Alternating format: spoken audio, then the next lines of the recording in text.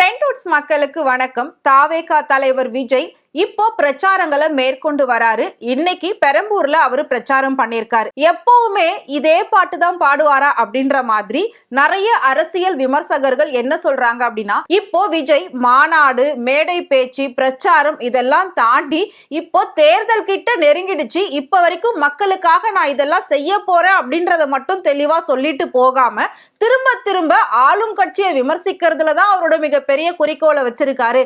அவங்கள விமர்சனம் பண்ணி தான் அவர் பேசக்கூடிய அந்த 10 நிமிஷமா இருக்கே தவிர மக்கள் மேல ஒரு அன்பா, மக்களுக்கு நான் இதை செய்வேன், ஏன் நான் வந்தேன் அப்படின்றத ஒரு நாளுமே தெளிவா இவர் பேசவே மாட்டாரு.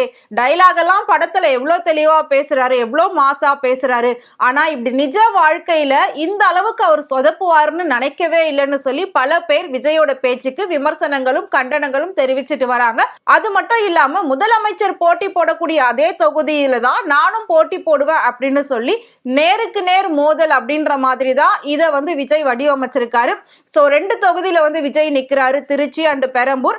இன்னைக்கு பெரம்பூர்ல பண்ண அந்த பிரச்சாரம் தான் மிகப்பெரிய பேசு பொருளா போய்கிட்டு இருக்கு. சோ அது மட்டும் இல்லாம திரும்ப திரும்ப திமுக அரசு நாம தூக்கி எறியக்கூடிய நேரம் வந்துருச்சு இப்படியே சொல்லிக்கிட்டு இருக்காரு.